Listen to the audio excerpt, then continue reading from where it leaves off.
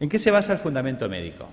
Bien, en cierto modo es una integración. Como muy bien ha dicho Antonio, a veces parece que hay una controversia cuando hablamos de oncología. ¿Estamos hablando de acidificación? ¿Estamos hablando de alcalinización? ¿Quién tiene razón? ¿El cáncer es un problema alcalino? ¿El cáncer es un problema ácido?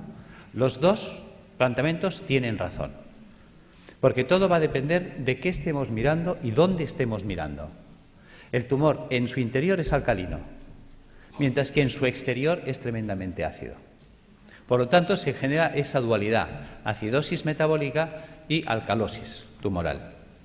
Vamos a intentar explicar cómo se genera este fenómeno, que también esto nos va a permitir abordar la enfermedad y provocar la apoptosis tumoral. Es decir, el motivo del proyecto de trabajo que yo desarrollé inicialmente tenía una finalidad. Como yo trabajaba en hospital, me movía en hospital, estaba formado con la línea de hospital, veía realmente que en aquella época, pues, si tenemos una leucemia, un linfoma o un cáncer de mama, es igual, según sea de niños o de adultos, pues la única solución que teníamos era la quimioterapia. Pero esta realmente resultaba ser una terapia muy dura para el paciente, náuseas, vómitos, pérdida de pelo, en muchos casos hasta se perdían los dientes, se descalcificaban las personas, dolores terribles. Claro, te planteabas cómo conseguir que el niño que estaba en tratamiento, cuando yo estaba en oncología infantil, cómo conseguir que el niño sufriera menos y cómo conseguir también que el tratamiento fuera más eficaz. Es decir, si en lugar de dar 20 sesiones, si lo podíamos solucionar con 10, con 5. Bien, y eso es lo que me llevó a investigar qué podíamos hacer para mitigar la situación del paciente. Entonces me planteé que lo primero que teníamos que hacer era entender, para resolver un problema, lo primero que hay que hacer es entender el problema. ¿Qué es el cáncer? Te dicen, bueno, unas células que se han vuelto malas. Y bueno, sí, pero ¿y por qué? Ayer no eran malas y hoy sí lo son. Algo ha hecho que estas células degeneren, algo ha hecho que estas células se alteren. ¿Qué es lo que hay? Nadie daba contestación. ¿Hay alguna...? ¿No se oye bien en la sala? Es que parece que había un comentario por el fondo. Bien, volvemos. Entonces, ¿qué es lo que qué es lo que puede hacer que la célula se vuelva mala? Bien. Pasa el tiempo, indagas, te mueves, estudias medicina ortomolecular, estudias fitoterapia, estudias homeopatía, estudias dietética y nutrición, que son cosas que en la facultad no nos enseñan. Tienes que marcharte fuera del país, porque aquí eso no se enseñaba.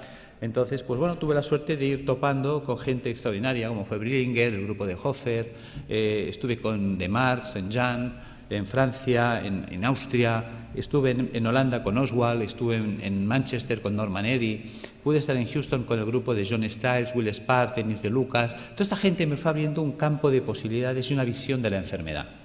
Con todo ese bagaje de contactos y conocimientos, pues entonces nos planteamos montar ya un proyecto. Yo estaba en la universidad haciendo prácticas de histología y me hizo gracia que muchas veces hacías tinciones y a unas salían artefactadas y otras no. ¿Qué es un artefacto? Un artefacto es cuando al hacer una tinción, y si esto es una célula, aparecen manchas alrededor de ellas. Te decían que lo habías teñido mal. Y en cambio otras salían perfectas, solo se teñía la célula y el entorno no. Bien, tú con la ignorancia de estudiante piensas que sí, que igual has hecho mal la tinción, pero un día cae en tus manos un libro. Y el doctor Pischinger es un hombre que es anatomopatólogo, es catedrático de la Facultad de Medicina en Viena, en Austria, y presenta una tesis doctoral cum laude que se presenta, creo que se publicó en el año 70, The Matrix and the Matrix Regulations. Yo este trabajo lo conozco a través del doctor Ovirne. Me intereso por ese libro, lo leo, y creo que este hombre nos abre las puertas a la comprensión de la enfermedad, no del cáncer, de todas. Este hombre nos plantea que la enfermedad empieza alrededor de la célula, no en la célula. Es el entorno celular el responsable de que la célula se altere. Bien por fallo renal, bien por fallo hepático, bien por fallo pulmonar o bien por fallo multisistémico, todos a la vez. El sistema básico, podríamos decir que consta de esto, de pulmón, hígado, riñón, sistema vascular arterial, sistema vascular venoso, sistema intersticial, célula. En este caso hemos puesto la piel, pero que sepáis que también puedo poner mucosa, es indistinto. Si os fijáis, de aquí para aquí piel y de aquí para adentro mucosa. Si ahora cortara el labio, tendría en un lado piel, otro mucosa y el sistema celular en medio. Luego entenderéis por qué explico este detalle. Bien, ¿qué ocurre? Resulta que el pulmón, el hígado y el riñón son filtros que como tales trabajan 24 horas al día desde que nacemos hasta que morimos. El corazón de una persona en reposo sabemos que mueve 5 litros de sangre por minuto. Luego, por cada uno de estos filtros pasarán, lógicamente, como mínimo 5 litros de sangre por minuto. Todo el mundo entiende que si esto es el filtro del aire de un automóvil, ponemos en marcha el automóvil y el aire pasa a través del filtro, el filtro se va a ensuciar. Y te dicen que cuando esté sucio, cuando tenga 5 o 10.000 kilómetros según el tipo de filtro, que lo cambies. Lo entendemos en un coche, pero no lo queremos entender en las personas. Vamos a reflexionar sobre este dato. 5 litros de sangre por minuto y una persona en reposo. Si cada minuto pasan 5 litros de sangre, ¿qué es lo que están filtrando estos señores? Los residuos metabólicos del sistema celular. La sangre arterial es la que lleva oxígeno, azúcares, grasas, proteínas, minerales. ¿Para qué? Para nutrir al sistema celular. Hay que enviarle oxígeno, hay que enviarle grasas, hay que enviarle proteínas para que la célula se nutra, se oxigene, viva. Pero esta célula, cada vez que respira, cada vez que recibe oxígeno, ella genera un residual metabólico o basura, que es el CO2. Si yo le envío grasas, ella la va a usar y la va a metabolizar, y cuando esta grasa se degrada, la tira, que es el colesterol. Algo así cuando nosotros ponemos aceite de oliva en una sartén, freímos un huevo, freímos una chistorra y cuando el aceite está quemado lo tiramos. Pues el colesterol sería el aceite quemado, que este debe ser eliminado. Y si le enviamos proteínas, me devuelve ácido úrico. Son ejemplos sencillos. Sabemos que es mucho más compleja la bioquímica celular, pero nos vamos a centrar en 3 datos, en 3 valores fácilmente comprensibles. ¿Qué hay que hacer con estos residuos, esos excrementos celulares? También veréis por qué hablo de excremento, que se excreta. Pues tendrá que ir al sistema venoso y a través del sistema venoso alcanzar pulmón, hígado y riñón y ser eliminados. Fácil es entender que si la célula genera 3 bolsas de basura y eliminamos 3 bolsas de basura, no hay problema. Resulta que estos residuos son de carácter ácido. Ácidos grasos, ácido úrico, ácido carbónico. Bien, mientras el cuerpo sea capaz de hacer esto, no hay problema. Volvamos, rebobinemos. Hemos dicho que el corazón de una persona en reposo mueve 5 litros de sangre por minuto. Eso quiere decir que si en un minuto pasan 5 litros de sangre por el pulmón, el hígado y el riñón para ser filtrados, en 60 minutos pasarán el equivalente a 300 litros. 60 minutos es una hora, luego son 300 litros por hora, que no lo pensamos. Resulta que el día tiene 24 horas. Si en una hora hemos filtrado 300 litros, en 24 horas habremos filtrado el equivalente a 7.200 litros de sangre. Vamos a ser generosos y le vamos a asignar a la sangre densidad 1, como si fuera el agua, que es más densa. La sangre, ya lo sabemos. 1 litro, 1 kilo. Sabemos que 1 litro de agua pesa 1 kilo. Por lo tanto, 7.200 litros pesarán 7.200 kilos. Sabemos que cada 1.000 kilos es una tonelada. Luego estamos hablando del equivalente a un camión de 7 toneladas al día. ¿De qué tamaño es el pulmón? ¿De qué tamaño es el hígado? ¿De qué tamaño es el riñón? Son cosas que nunca nos planteamos ni nos preguntamos. Esto lo explicó Da Vinci. Da Vinci es un hombre que hace un trabajo de anatomía, estudia el cuerpo humano y aprovecha para comprender el cuerpo humano. Porque una de las preguntas que se hacía él era saber qué definía el cuerpo humano, dónde residía el equilibrio, la proporción del cuerpo humano. Y la encuentra en el puño. Por eso desde entonces los pintores hacen este gesto para pintar. El dedo sirve para establecer el punto de fuga y darle profundidad al plano. El puño es la proporción para trasladar al lienzo. Desde entonces sabemos que si yo me quiero comprar un calcetín, el perimetral del puño es la longitud de mi pie. O simplemente cojo referencias anatómicas, mi costilla y mi clavícula. Si miramos aquí dentro está mi pulmón. ¿Qué pasa? Que mis 2 puños son mi pulmón. Si yo cojo como referencias la costilla, aquí dentro está mi hígado. Por lo tanto, si yo cierro los puños, veréis que es la distancia que estoy marcando, 2 puños. Si pongo el puño detrás, el espacio entre costillas y cadera es mi puño. ¿Cuántas veces habéis oído tengo el estómago en un puño? Y es porque estamos dimensionados por el puño. Por lo tanto, hemos hecho esta representación para que veáis el tamaño del pulmón, del hígado y del riñón. Son 2 puños de una persona. ¿Os imagináis un camión de 7 toneladas? Es una persona en reposo. Que sepamos en reposo toda la vida, Buda, que vivía en meditación trascendental. Nosotros no somos Buda. Nervios, estrés, sobrecargas alimentarias, tóxicos alimentarios. Esto va a hacer que estos filtros vayan trabajando de un modo, digamos, enloquecido. Llega un momento que, por lo tanto, estos filtros se van a obstruir. Y si nadie se ocupa de limpiarlos, porque nadie nos enseña cómo mantenerlos, ya que nosotros no los podemos cambiar en un coche. Nosotros cada 5.000 kilómetros, cada 5 años, no podemos estar cambiando los filtros del aire, el filtro del aceite y el filtro de la gasolina como en un coche. Claro, pues si no nos cuentan nada ni hacemos nada, estos se obstruirán. Empezaremos, por lo tanto, a retener CO2. Empezaremos a retener colesterol, empezaremos a retener ácido úrico, puesto que un filtro obstruido ya no trabaja al 100%, su rendimiento cae. Entonces nos vamos a encontrar que en el organismo puede variar el pH. Claro, el cuerpo no puede permitir que el pH varíe en sangre. Muchas veces nos preguntamos, ¿cómo es posible que un deportista de élite, entrenado, perfecto, esté corriendo en un campo y caiga fulminado o muerte súbita?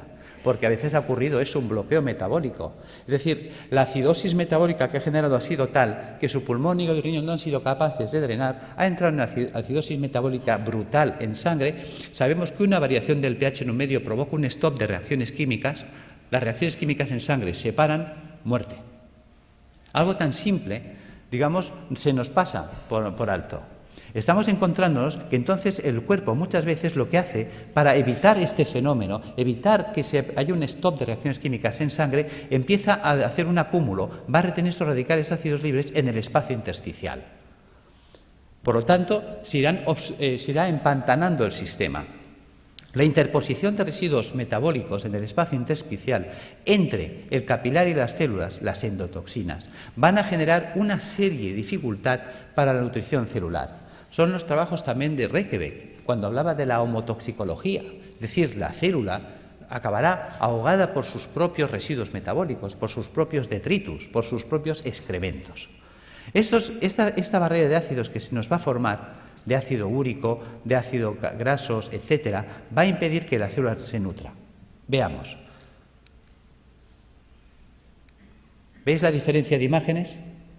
Es decir, la célula sana vive, digamos, flotando. El 70% del cuerpo es agua. Fijaros que eso es lo que llamaríamos el plasma intersticial. Ella tiene que vivir en una piscina de agua cristalina y transparente.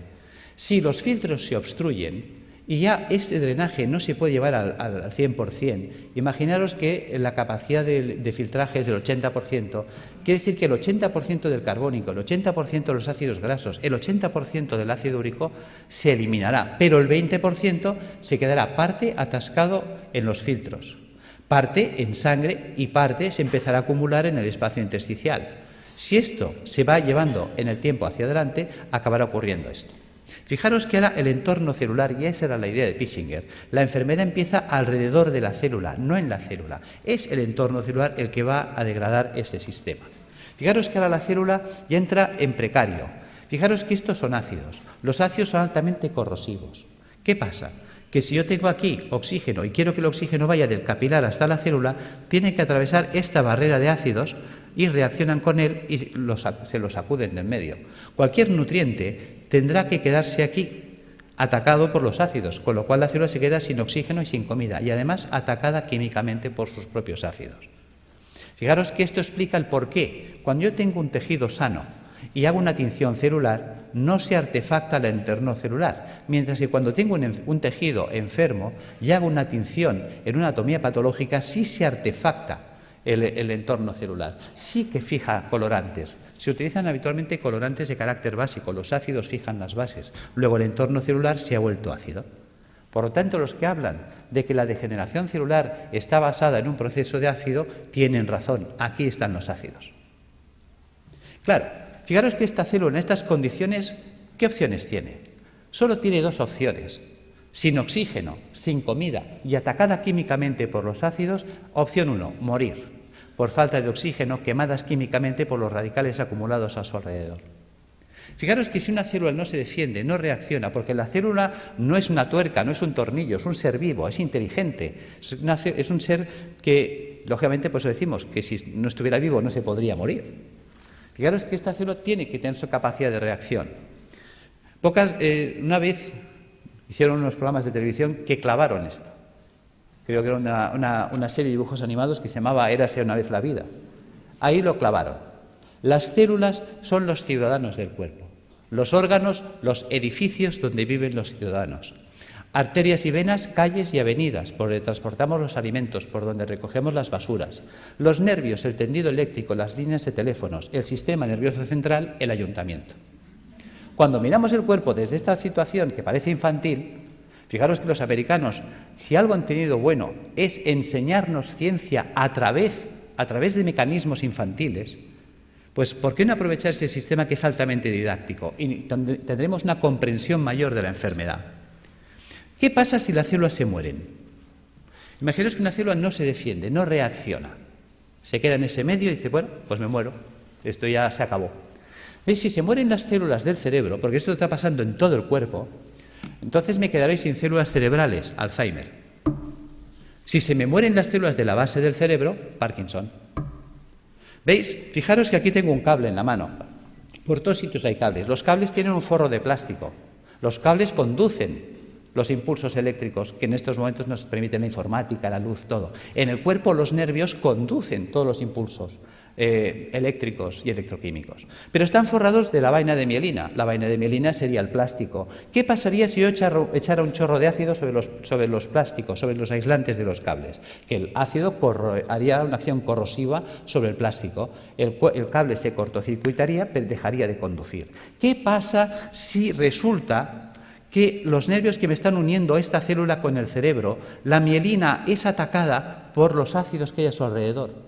Se degrada la mielina. Sin mielina hago una enfermedad desmielinizante, esclerosis múltiple, esclerosis lateral amiotrófica, esclerosis en placa. Pissinger fue un genio. Nos hizo entender las enfermedades. ¿Veis? ¿Qué pasa si la célula, imaginaos que aquí ponemos piel y aquí le ponemos un pezón? ¿Veis? Esto es una célula del pecho. Imaginaos que esta célula se muere. ¿Veis? Un tejido con células muertas es un tejido fibroso. Hablaremos, por lo tanto, de fibromas. ¿Ves? Fibroma mamario, fibroma uterino, fibrosis prostática. ¿Ves? Que el fibroadenoma a nadie le preocupa. ¿Por qué a nadie le preocupa? Es un fibroma. Pues porque un fibroma son células muertas y las células muertas no matan. Fijaros cómo somos. Vemos el problema, pero no estamos siendo capaces de valorar la trascendencia del problema. ¿Ves? Mientras tanto, si se mueren las células del pulmón, amigo, fibrosis pulmonar, fibrosis hepática si se mueren las del hígado, fibrosis renal si se mueren las del riñón. Y fíjate que decimos fibrosis pulmonar de causa idiopática. ¿Y por qué hablamos de causa idiopática? Porque estamos acostumbrados a que si no hay bichito no hay causa. Entonces tiene que haber el bichito. Y si no encontramos la bacteria de turno, el hongo de turno o el virus de turno, entonces no sabemos por qué se ha fibrosado el pulmón. Y es tan sencillo como esto. Al pulmón le está llegando más basura de la que puede tirar. Y es una basura de carácter ácido. Imaginaos que yo soy una célula pulmonar, tengo que recibir el carbónico, tirarlo, coger el oxígeno, meterlo. Y estoy todo el santo día trabajando como un burro. Y de pronto me empieza a llegar más carbónico del que puedo tirar porque yo estoy agotado. Al final yo acabo sepultado en carbónico. El carbónico químicamente me quema. Al quemarme me muero. No es tan difícil de entender. Y eso pasa en el hígado, pasa en el riñón. ¿Ves? Son las enfermedades esclerosantes que llamamos, que están ahí en el saco perdidos de Dios. Las enfermedades de carácter idiopática, claro, para eso no hay tratamiento, porque no hay la pastillita. Bien, ¿qué ocurre si la célula sobrevive? ¿Ves? La célula decide no morirse, va a luchar. Hay células que se rebelan. Yo soy un superviviente, yo voy a luchar. ¿Cómo lo hace? Hay 4 mecanismos. Uno, hacer un globo de agua. Voy a retener agua y me voy a envolver en agua. Me monto mi mini piscina. Vale. ¿Veis? Estoy desplazando los ácidos, mantengo un canal de comunicación con el sistema celular, con el capilar arterial, y recibo nutrición y tiro la basura fuera. ¿Veis? Fíjate que en el sistema celular del cuerpo funciona el dime tú qué sabes. O lo que hacemos todos en un examen cuando nos hace una pregunta y no sabemos. Miramos al de al lado. Oye, ¿tú qué haces? Dice, yo me echo un globo de agua. Dice, vale, yo te me hago otro. Y la de al lado me copia. Y se empiezan a copiar todas las células. Si todas las células empiezan a retener un globo de agua, es esa persona que empieza a engordar, y ya puede hacer dietas que no adelgaza. ¿Ves? Hay gente que dice, es que yo he ido a una clínica carísima, me han cobrado 6.000 euros, me han tenido 5 días a agua y he engordado. Yo tengo pacientes que vienen diciéndome esto. Yo, claro, porque tu cuerpo se está defendiendo de la acidosis metabólica reteniendo el agua. Y el agua, aunque sea calorías cero, el agua pesa. Y si esa persona retiene el agua, se la queda, aumenta de peso. ¿Veis? Este es el tema. Opción 2, tamponar. ¿Qué es tamponar? Tamponar es convertir un ácido en una sal. ¿Veis? Fijaros, por ejemplo, aquí tenemos una imagen de un hueso y una imagen de un hueso pues ya osteoporótico, lleno de agujeros, parece un queso gruyère. ¿Veis? Yo tengo ácido clorhídrico, que es un ácido terrible. Yo podía hacerlo reaccionar con hidróxido sódico. Con el OH del hidróxido sódico y el hidrogenión del clorhídrico, puedo formar H2O. Y con el cloro y el sodio, cloruro sódico. ¿Veis? He convertido el ácido clorhídrico en cloruro sódico. Fijaros que si yo tengo una jarrita de ácido clorhídrico y dejo caer un chorrito en la mano, tal como cae el chorrito, me perfora la mano más rápida que un Black & Decker. Lo sabéis. Es terriblemente corrosivo. Mientras que yo puedo coger la sal, el cloruro sódico a puñados y soltarlo y no pasa nada.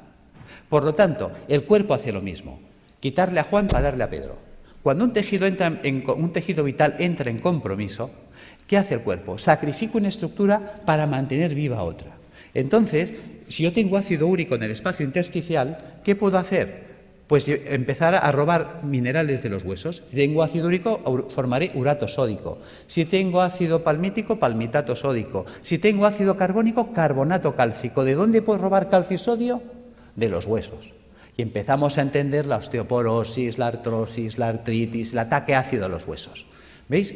Y aparecen entonces calcificaciones en los tejidos blandos. Uy, tienes calcificaciones en la mama, tienes calcificaciones en el pulmón. Fíjate que el cuerpo nos está avisando. Te está diciendo que el siguiente paso, ¿cuál va a ser? ¿Ves? Nos queda un paso que es el drenaje. Fijaros, volvamos atrás, que yo por la piel puedo eliminar carbónico. Yo por la piel puedo eliminar grasas, tengo el cutis graso, lo habéis visto 1000 veces. Yo por la piel saco amoníaco, urea. Veis que hay gente que mancha las camisas, los sobacos de cercos amarillos, urea. ¿Veis? Si yo saco un sudor excesivamente ácido por la piel, la célula, ya que antes de morir, ¿qué hace? Empieza a echarlo todo por la piel. Si saco un sudor muy ácido por la piel, se me quemará la piel. Ataque químico, dermatitis, psoriasis, eczemas. Por eso dicen que la psoriasis no se cura, porque la quiero curar con una pomadita desde fuera, cuando el problema está dentro. ¿Veis? Vamos entendiendo las enfermedades. Realmente nos abrió los ojos. Si yo entiendo la enfermedad, yo puedo resolver la enfermedad. Si yo entiendo el problema, yo puedo resolver el problema. Lo que no podréis nunca resolver un problema que no entiendo o no quiero entender. Esta es, diríamos, la situación en la que nos encontramos. ¿Veis? Podemos hacer el drenaje hacia las mucosas, que decíamos antes. Si en lugar de drenar hacia la piel, dreno hacia las mucosas, pues entonces tendríamos un problema a nivel de mucosas, llagas de boca, llagas de esófago, llagas de estómago, colitis ulcerosa. Claro, la gente dice, oye, ¿qué es lo que y por qué hay gente que drena por la boca y otros drenan por el colon y otros drenan por el estómago u otros drenan por la piel? Porque el cuerpo, hemos dicho, que es como una ciudad donde el sistema nervioso central es el ayuntamiento. Ejemplo. ¿Veis? Creo que hubo una época en la que Madrid tenía un conflicto de basuras. Y entonces se reúne el Cabildo y decide montar pues un vertedero de las basuras de Madrid, creo que fue en San Sebastián de los Reyes. Pregunta, ¿qué ciudad se contaminó? Respuesta, San Sebastián de los Reyes. Claro, llega un momento que la gente de San Sebastián de los Reyes está hasta aquí de la basura de Madrid. Y dicen, oye, a ver, ¿qué hacemos? Bueno, el Cabildo de Madrid se da cuenta de que es verdad, se reúne y dice, bueno, ahora vamos a tirar la basura hacia Madrid, a Toledo. ¿Quién se va a contaminar ahora? ¿Veis? El cuerpo hace lo mismo. El sistema nervioso da órdenes y las células ejecutan las órdenes. Dicen, tira la basura por la boca. Pues el tío por la boca, pues llagas de boca. Oye, tíralas por el recto. Pues el tío ahí, colitis ulcerosa. Oye, tíralas por la piel. Pues mira, psoriasis. No las tires, coge todo el calcio y todo el sodio que quieras del hueso, pues mira, artrosis, osteoporosis. ¿Ves? Según la orden que da, la célula actúa.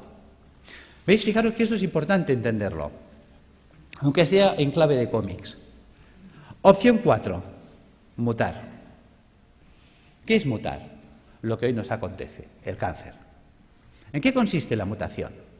¿Veis? Célula sana que muta a célula tumoral. ¿Cómo vive la célula sana? La célula sana vive en un medio alcalino, vive con oxígeno, vive con poco sodio y vive utilizando proteínas levógiras giradas a la izquierda. ¿Qué ha pasado? Ha pasado que el medio se ha vuelto ácido. ¿Veis? La célula tumoral muta porque su entorno ya no es alcalino, se ha vuelto ácido. Se ha quedado sin oxígeno. ¿Qué opción le queda a esta célula sin oxígeno? Solo tiene dos opciones, o morir o mutar. ¿En qué consiste la mutación? Sabéis que la célula para vivir necesita energía. La energía es el ATP. ¿De dónde saca el ATP? Bueno, pues hemos hablado, creo que se ha hablado hoy del ciclo de Krebs. En la mitocondria podemos obtener el ATP a través de la vía oxidativa, con oxígeno. Pero cuando una célula no tiene oxígeno, puede abrir una ruta alternativa que es la del pirúvico. Y entonces, a través de la glicólisis con el pirúvico, obtener ATP más ácido láctico más alcohol. Por eso, quien nos dice que en los tumores hay alcohol, se explica, porque es una ruta de fermentación ácida. Y esa ruta anaeróbica le permite seguir viviendo a la célula, que es un mecanismo de supervivencia, porque está en juego su vida. Y entonces, ¿ella qué hace? Empieza a cargar mucho sodio en su interior.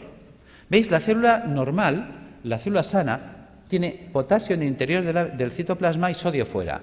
Se invierte, entra el sodio dentro de la célula a mansalva y el potasio sale, porque estamos usando un sistema inverso. ¿Veis? Ahora se explica cuando dicen es que los tumores son alcalinos. Claro, la célula tiene que ser muy alcalina en su interior para aguantar el ataque ácido exterior. ¿Entendéis que todos tienen razón?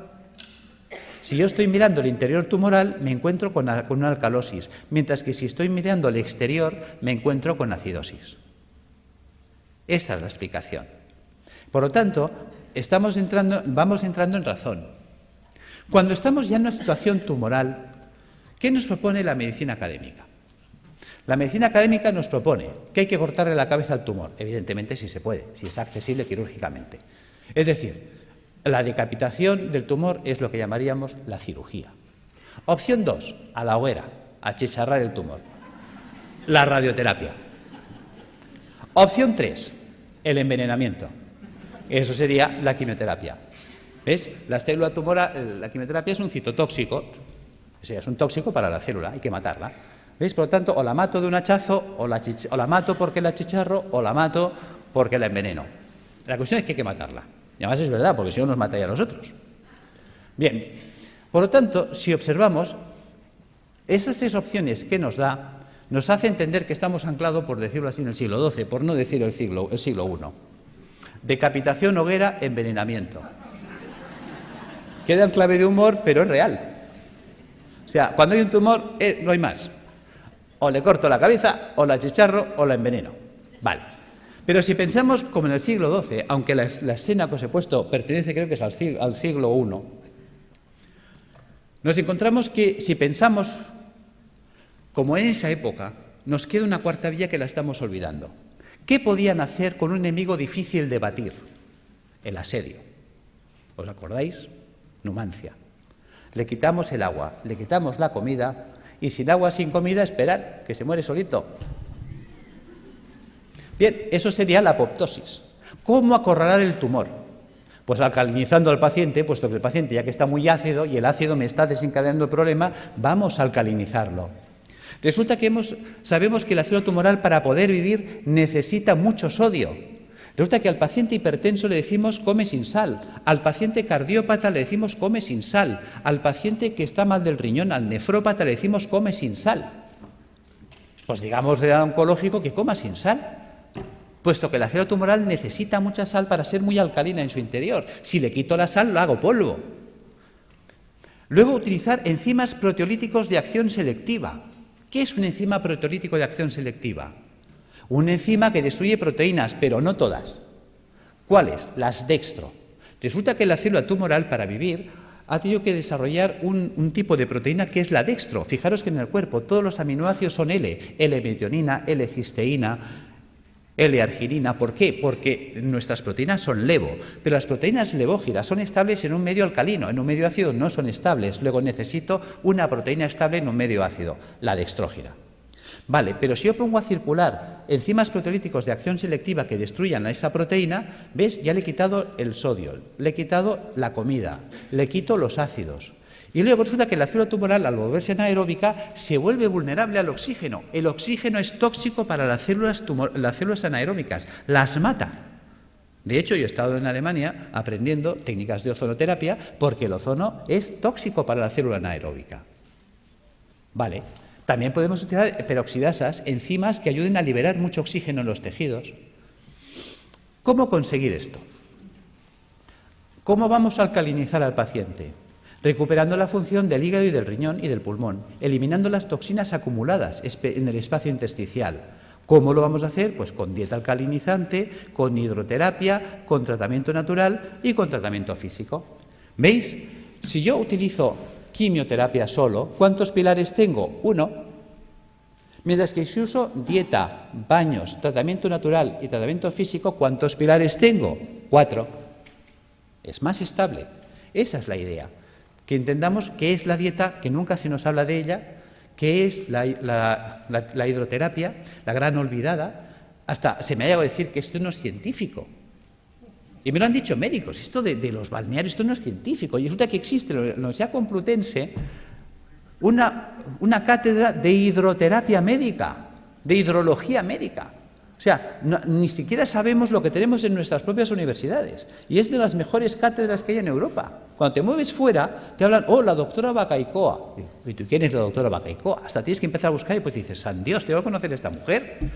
Cuando me cae el libro, y también, digamos, es un libro que he escrito, ahora no recuerdo el otro autor, que también es un profesor emérito, dices, por Dios, empiezas a tirar del libro y dices, ¿y por qué me han ocultado que existe esto a mí? Bien, seguimos. ¿Qué es esto de las plantas y qué es esto del tratamiento físico? Vamos a entrar ahí. ¿Por qué dieta? Muy importante. La dieta cárnica es acidificante de la orina. Si yo me como carne, mañana estoy haciendo pis de carácter ácido. Mientras que si yo como vegetariano, mañana estoy haciendo pis de carácter alcalino. ¿Qué quiere decir esto? Que la dieta vegetariana me alcaliniza. Vale. Por lo tanto, vamos a hacer dietas vegetarianas. ¿Veis? Un filtro sucio no es un filtro roto. Un filtro sucio se puede lavar. ¿Y con qué se lavan las cosas? Con agua. A veces tan simple que es no nos lo podemos creer. Resulta que el 95% de la fruta y la verdura es agua.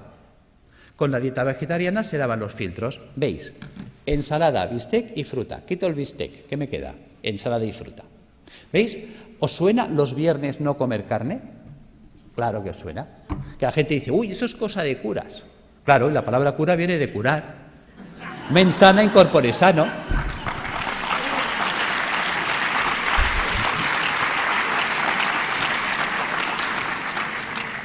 Claro, ¿qué ocurre? Que cuando las cosas gracias, pero bueno, es para romper un poco el ritmo porque estaréis cansados y dormidos. Claro, ¿qué ocurre? Claro, la gente lo relaciona con los curas, pero con la parte mística. Claro, dice, la gente dice, ¿y esto de dónde lo han sacado los curas? Vas tirando del libro y los curas lo sacaron de un médico, Galeno. ¿Ves? Yo me acuerdo cuando empecé la carrera de medicina, fue la época que se rompieron los números clausus y entraron 3.000 personas a la universidad. Dijeron, nada, puertas abiertas, que entre todo el mundo y que sea un curso selectivo. Y estábamos 3.000 en primero de carrera. Y entonces había una asignatura opcional, optativa, que se llamaba Historia de la Medicina. ¿Sabéis cuántos se apuntaron a esa asignatura de los 3.000 que estábamos en primero? Nadie más. Con lo cual me fue genial, porque tuve un catedrático, clases particulares para mí solo. Y ese hombre, que fue el doctor Felipe Cid, al cual le tengo un recuerdo maravilloso, me dijo, te voy a citar una frase de Napoleón para empezar tu formación en Historia de la Medicina. Hay de aquel pueblo que olvida su historia porque está condenado a repetirla. Tenía razón. Y luego me citó otra frase de Oppenheimer. Decía, solo tiene futuro aquel que investiga en el pasado, porque investigando en el pasado se puede redescubrir el futuro. Tiene miga. No dijo descubrir, dijo redescubrir. ¿Veis? Nuestros abuelos nos decían, está todo inventado. Y era verdad. ¿Por qué me remito a Galeno? Galeno fue aquel médico que dijo, vale más prevenir que curar. ¿Cómo llega a esa conclusión Galeno? Porque Galeno fue el médico de los 3 nos. ¿Ves? En la época de Galeno te inscribías en la facultad, por decirlo así, el 15 de septiembre y el 30 de septiembre ya eras médico. Ya está. Y como la ignorancia es atrevida, ¡hala, todos a ejercer! Claro, también hay que saber que en aquella época, con que supieras si el paciente hacía de vientre negro, ¡qué malo! Si hacía rojo, mira, a lo mejor puede ser un hemorroide, ¿no? Si vomitaba verde, tranquilo. Como vomitara rojo, aburem, ¿no? Y si se vomitaba negro, dalo por muerto. Ya está, ya eres médico. O sea, porque claro, no había nada. ¿Cuáles son los 3 grandes nos de Galeno? Él sale, se sienta, como hombre sabio que fue, y por eso nos acordamos de él, y dice, Primero, no sé medicina. Con lo que me han enseñado no sé nada. Segundo, no tengo medicamentos, no existían, los inventó él. Tercer, no. Si no sé medicina y no tengo medicamentos, no puedo curar. Obvio. Claro, ¿qué hace Galeno? A Galeno le enseñan la medicina hipocrática. Hipócrates había dicho otra cosa. Hipócrates dijo que tus alimentos sean tus medicamentos, que tus medicamentos sean tus alimentos. Y se queda tan pancho. ¿Por qué dice esto? Porque él observa cosas curiosas. En aquella época la gente vivía muy asilvestrada. Todos vivíamos en el campo, muy silvestres. Y encima vivíamos con vacas y ovejas y realmente el ser humano tiende a copiar y a hacer lo que hacen los demás animales. ¿Ves? Que además es curioso, tiene relación con la historia de la medicina y la historia del medicamento. ¿Veis? Fíjate que un vaquero, o sea, un señor que cuidaba vacas en Escocia, creo que fue, le contó a un veterinario que había observado, que le llamaba la atención desde pequeño, que cada vez que una vaca le salía un tumor o un bulto en la mama, en las ubres, pues que dejaba de comer pasto normal y se iba a buscar una planta que nunca la comía, que nadie la quería. O sea, tú se la ofrecías y te la escupía. Pero cuando tenía un tumor o un bulto en las ubres, iba como loca a buscarla. ¿Y qué iba a buscar esa vaca? Vinca, la vinca per vinca. Resulta que el veterinario no deja en saco roto el comentario del pastor, sino que coge esa planta y se la lleva a la universidad y la analizan. Y se dan cuenta que es verdad que en la vinca existe un principio activo antitumoral. De ahí salió la vincristina. ¿Os suena? ¿Veis? La historia del medicamento viene de las plantas. Pues lo mismo hizo Galeno. Galeno se da cuenta de que Hipócrates hablaba de que los pacientes que se ponían amarillos, es decir, el hígado, empezaban a comer como locos alcachofas, se veían alcachofas. Entonces, muchos mejoraban si comían muchas alcachofas. ¿Cuál era el problema? Que había que comer 60 alcachofas al día. Se establece un concepto de dosis. Claro, a ver quién es el guapo que desayuna, come, merienda y cena 60 alcachofas al día y durante un año. O sea, cuando le recomendabas a un paciente que hiciera eso, o que si estaba mal del riñón se comiera 60 cebollas, pues cogían el cesto, se iban a ver a Hipócrates y decían, mira, tío, que lo dejo, que me da igual, que yo me muero. Segundo problema que había, pues si se acababa la temporada de alcachofas, ¿qué hacemos? Pues a Galeno se le enciende la bombilla. Galeno se da cuenta que la planta seca conserva lo que él llamaba el espíritu curativo de la planta, que es lo que conocemos como principio activo, y que la planta seca quedaba reducida al 5%, que esa planta seca se podía hacer polvo, se podía poner en un cilindro y con un pistón se podía machacar. Y la podía comprimir, acaba de inventar el comprimido. Y en un comprimido le atizaba 10 alcachofas, con lo cual si te daba 2 comprimidos de desayuno, comida y cena, eso funcionaba. ¿Ves? Y en montar los extractos, empieza a montar la galénica, el arte de hacer medicamentos. Entonces él se da cuenta que hay plantas que limpian el pulmón, plantas que limpian el hígado, plantas que limpian el riñón. Entonces llega una dieta eminentemente hídrica, la cura de aguas, que os suena, y le ponemos plantas que limpian el riñón, plantas que limpian el hígado, ¿ves? Por ejemplo, una cola de caballo, un té verde, una arenaria, o pongo una alcachofera, un diente de león, un boldo, o pongo una planta que me limpia el pulmón, el tomillo, el gordolobo, el llantén. ¿Veis? Hagámoslo simple, va, voy a coger té verde, alcachofera y tomillo. ¿Veis? Ya tengo la fórmula de las plantas que me van a limpiar los filtros. Si le paso agua y jabón, se limpiará más rápido. Claro, si encima le cojo los trabajos de Demetrier con los oligoelementos, me meto en los trabajos de eminentes investigadores en el mundo de la ortomolecular, vitaminas, enzimas, las acciones que tienen, vamos a mejorar la actividad y la funcionalidad de estos órganos, con lo cual el drenaje de los ácidos se va a activar. Me voy a remitir también a Galeno. Galeno se da cuenta de la importancia de los baños termales. Fijaros que en aquella época habían las termas romanas. ¿Ves? Galeno establece un sistema de dieta a la gente que venía a su consulta. ¿Ves? En las casas romanas, en los domus, había el vomitorio. La gente se levantaba, comía y se iba a vomitar para seguir comiendo, hasta que reventaban. Y cuando llegaban a Galeno, él en sus textos lo decía. El paciente me llega gordo, seboso, sudoroso, con un sudor repelente, un fétor vomitivo y unas deposiciones putrefactas. Decía, está podrido por dentro. Y además decía, huele a cloaca obstruida, que los romanos tenían alcantarillas, o sea, ya sabía lo que se decía él. Fijaros, por lo tanto, decía, hay que desatascar la cloaca, es decir, todo el tubo digestivo. Entonces, él, por un lado, se da cuenta de la función del agua. ¿Cómo funciona el agua? El agua termal nos vamos entendiendo ya por qué funciona. ¿Veis? Las aguas termales son aguas calientes. Por lo tanto, si yo me sumerjo en agua caliente, ¿qué pasará con los poros de mi cuerpo? Se van a dilatar. Sabemos que el agua de los balnearios son aguas minerales. ¿Qué minerales tienen? Cloruro sódico, cloruro magnésico, cloruro potásico y así. A una concentración salina no menor de 20 gramos de sal por litro de agua. Resulta que el agua de nuestro cuerpo tiene 9,4 gramos de sal por litro de agua. Claro, se va a generar un gradiente de ósmosis. Los líquidos van de donde hay menos a donde hay más. Cuando yo me sumerjo en una bañera con agua caliente y salada, ¿veis? Fijaros que aquí en medio todos tenemos una vena gorda, que podríamos llamar que es la alcantarilla, donde van todos los residuos celulares. Pero si yo abro los poros y con la sal tiro para afuera, estoy sacando de mi cuerpo ácido carbónico, ácidos grasos, ácido úrico. O sea, realmente el baño termal es una diálisis percutánea, es un riñón, es un pulmón, es un hígado artificial de alto rendimiento y de bajo coste. Con el tiempo, lo que era del pueblo, porque fijaros que era la época de la res pública, la cosa pública, la época romana en la que vivía Galeno, que por lo tanto eran los baños públicos, las termas romanas, con el tiempo los baños pasaron a la aristocracia. Vale. Pero como todo se recicla, con el tiempo el baño que estuvo en la aristocracia volvió al pueblo. Y volvió simplemente por un tema de avaricia. Fijaros que un balneario pues vale, por ejemplo, uno baratito, hoy en día vale 120 euros al día. Quiere decir que un tratamiento de 30 días nos costaría 3.600 euros y estabilizar a un paciente oncológico 10 meses, 36.000 euros. ¿Quién se puede pagar esto? Un rico. ¿Pero qué es un rico? Pensemos. Y no me digáis que es un tío con pasta porque es falso. Sabiduría popular. El padre obrero, el hijo caballero, el nieto pordiosero. Es decir, hay el que hace el dinero, al que se lo ventila y la familia venida menos. ¿Veis? Un rico no es eso, no es un señor con pasta. Un rico es un señor que siempre está pensando cómo tener las cosas sin pagar, que por eso es rico. Porque gana y no gasta.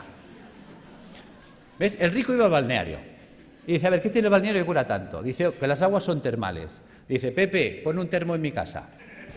¿Ves? Si yo caliento, lo hago en un termo, el agua que sale del termo es termal. ¿Qué más necesito? Dice, es que esto, una bañera. Pues Pepe, pon una bañera. ¿Qué más pasa? Oh, es que el agua son minerales. Jacinto, tú que eres químico. A ver, ¿qué tiene el agua que cura tanto? Jacinto que analiza y dice, oh, es que el agua tiene minerales. ¿Cuáles? Cloruro sódico, cloruro magnésico, cloruro potásico. Joder, esto es sal de cocina, ¿no? Sí, pues échale sal al baño. ¿Cuántas veces habéis oído sales de baño?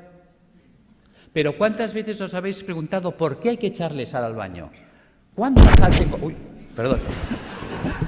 ¿Cuánta sal tengo que echar al baño? ¿Para qué tengo que echar al baño? ¿Ves? Nunca nos preguntamos, somos poco curiosos. Resulta que Jacinto, que era químico, le dice, es que tiene 20 gramos de sal por litro de agua. Claro, el tío que está acostumbrado a hacer números dice, pues que me haga una bañera que llena hasta la mitad cubique 100 litros. Las bañeras estándar de casa, llenadas hasta la mitad, cubican 100 litros de agua. Dice, ¿y eso? ¿Y por qué hasta la mitad? Hombre, hasta la mitad porque por el principio de Arquímedes, cuando yo me meto en la bañera, el nivel del agua sube. Lo dejo en espacio o a fregar. Bien. ¿Por qué 100 litros? ¿Cómo sé que en mi bañera tengo 20 gramos de sal por litro de agua? Echando 2 kilos de sal.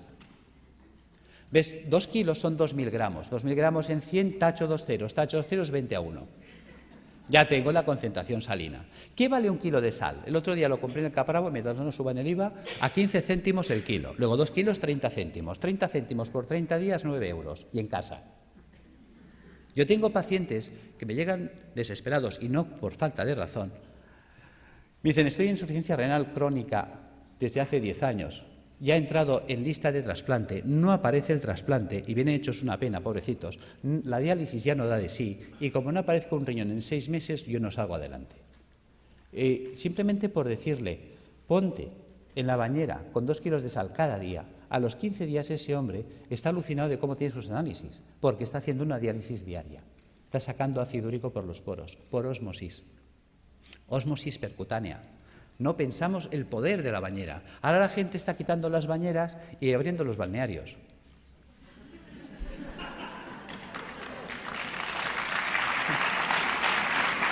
Bien. Gracias. Seguimos. Ya entendemos para qué la bañera, ya entendemos para qué una dieta hídrica. Hay mucha gente que me dice, Alberto, ¿hay que ser entonces vegetariano? No, tampoco. Y a ver, cuéntame esto, si me dices que la dieta vegetariana es buena. Bueno, es que una cosa es que la dieta vegetariana sea buena y otra cosa es que tengamos que ser vegetarianos. ¿Ves? Una vaca es vegetariana. ¿Por qué? Ella solo come vegetales. ¿Por qué? Porque puede. La vaca tiene 4 estómagos, panza, bonete, librillo y cuajar. La vaca puede hacer 4 digestiones al mundo vegetal. Por eso la vaca consigue el 100% de los nutrientes del mundo vegetal. ¿Cuántos estómagos tenemos nosotros? Nosotros tenemos un estómago. No podemos ser vaca. Nos falta tecnología digestiva. Es así de sencillo. ¿Ves? Hay gente que dice que yo sí, puede sobrevivir, porque el cuerpo está adaptado a sobrevivir, pero no a vivir. ¿Ves? Hay herbívoros, hay omnívoros y hay carnívoros. Nosotros somos omnívoros. Pero eso no quiere decir que nos venga bien un día a la semana limpiar. Fijaros, los reyes inventaron la bula para comer carne los viernes. Los reyes no lavaban los filtros. Pregunta, ¿de qué se morían los reyes? Los reyes se morían de gota, de ácido úrico. ¿Ves? Los ácidos son los que nos matan. Si a mí se me tapa el riñón, yo no podré eliminar el ácido úrico. El ácido úrico me va a corroer los huesos, un dolor terrible, y me va a corroer el sistema arterial por dentro y venoso. Al final me muero de una hemorragia urémica. Fijaros, perforación de las arterias, muerte. Si a mí se me tapa el hígado, no podré eliminar el colesterol. Si no puedo eliminar el colesterol, se me acumulan las arterias, se taponan, infarto, muerto. Si a mí se me tapa el pulmón, no podré eliminar el CO2. El CO2 se me acumula, ya sabéis, es citotóxico, muerto. Los ácidos nos matan. Tan sencillo como esto.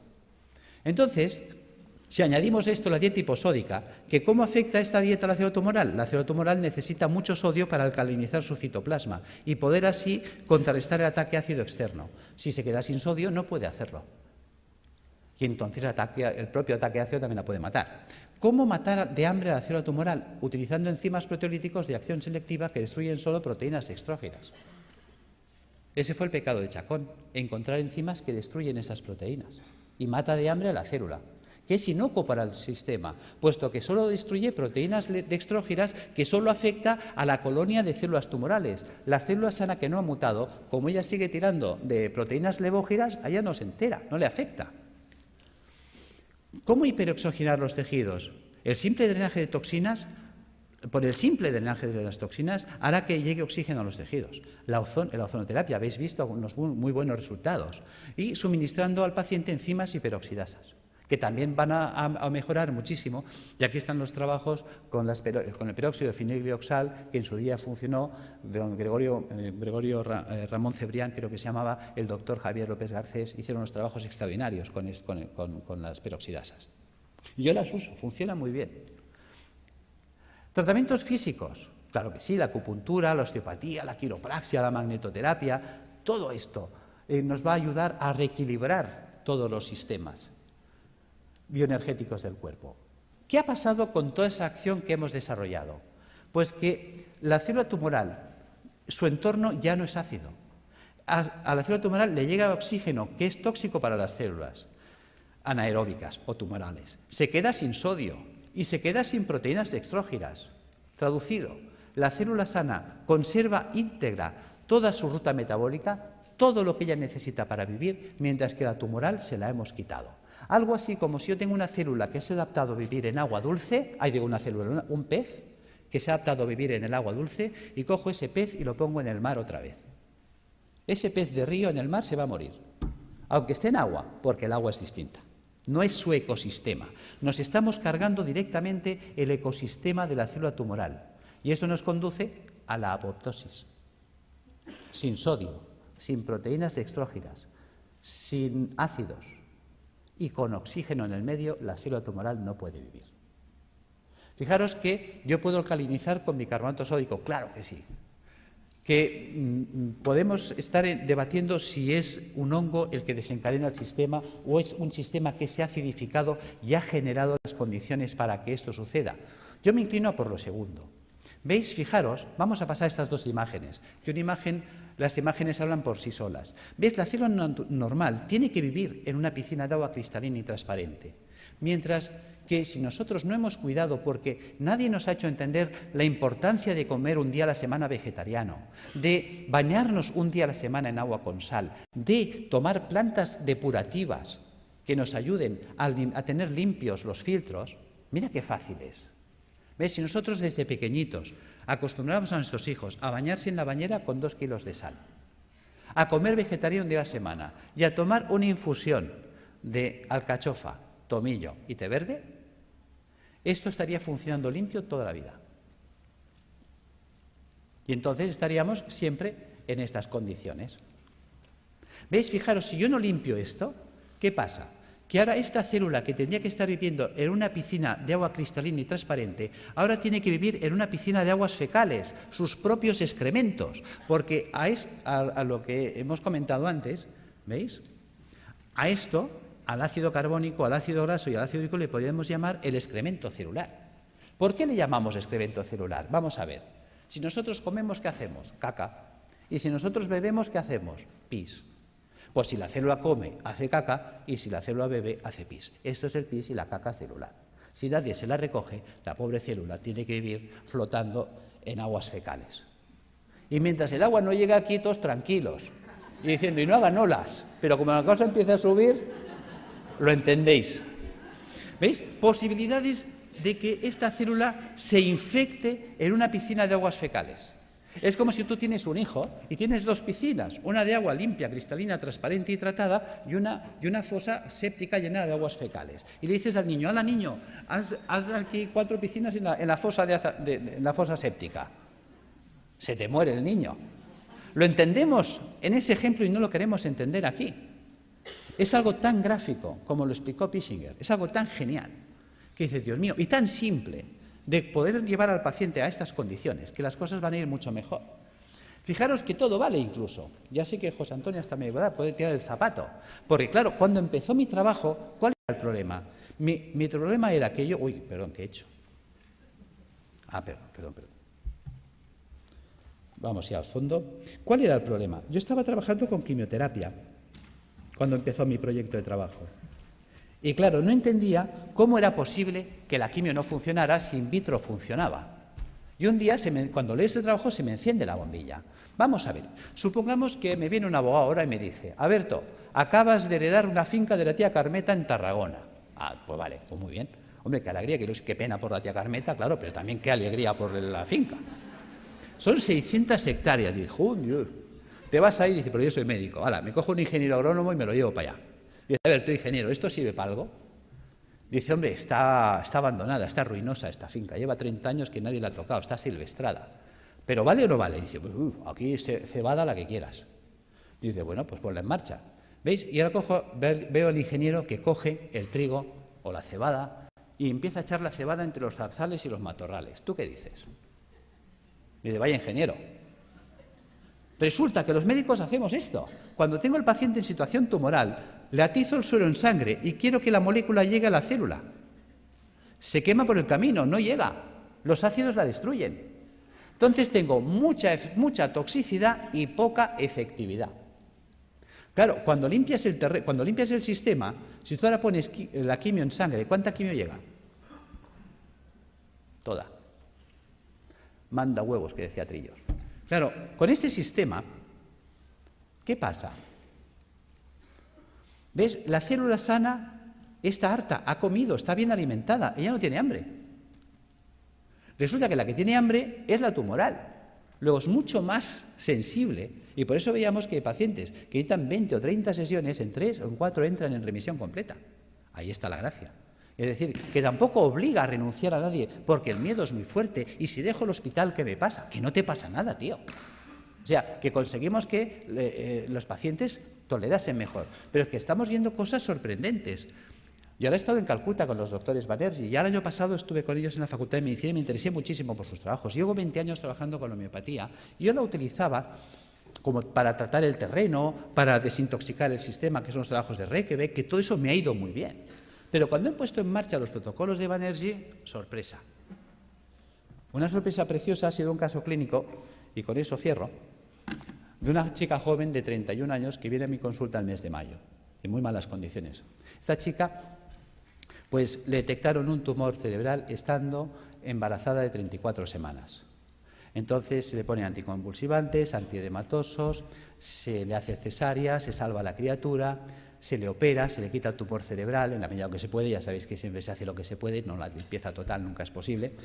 Se revisa y le encuentran en la revisión general que tiene metástasis en ambos pulmones, metástasis hepáticas, las cadenas ganglionares torácicas invadidas, todo el sistema linfático abdominal invadido, metástasis óseas, metástasis musculares. En esta situación deciden, con buen criterio para mí, no abordar quimioterapia ni nada, porque es que la situación está tan avanzada, es un grado 4 tan avanzado, que la calidad de vida que va a tener la paciente y las posibilidades de sobrevivir más de 2, 3, 4 meses lo van a ver difícil. Entonces deciden tratamiento paliativo y nada más. En estas condiciones llega la consulta y pones en marcha todos estos dispositivos.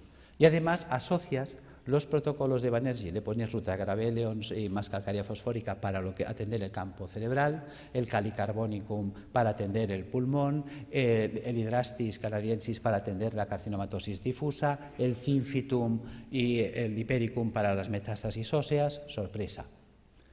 Resulta que al mes viene muy mejorada la mujer. En el mes de julio se le pide pruebas y se las hacen el 13 de julio.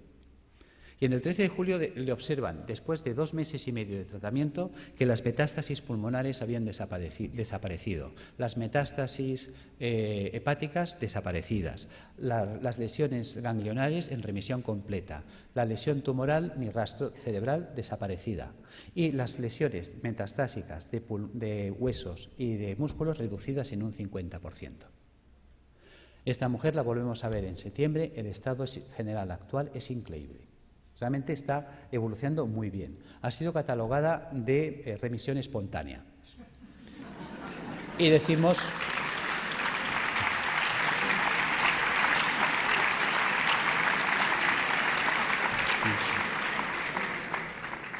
Y es verdad, está respondiendo espontáneamente porque se está produciendo una apoptosis. Pero se está produciendo la apoptosis porque la paciente está haciendo lo correcto. Ha cogido un camino que le funciona. Hay veces que gente me dice, Alberto, ¿tú curas cánceres? No. Pero sí que damos un manual de instrucciones que permiten que el cuerpo se coloque en condiciones tales que entonces el cuerpo sí puede curarse a sí mismo. En fin, espero no haber sido pesado. Gracias.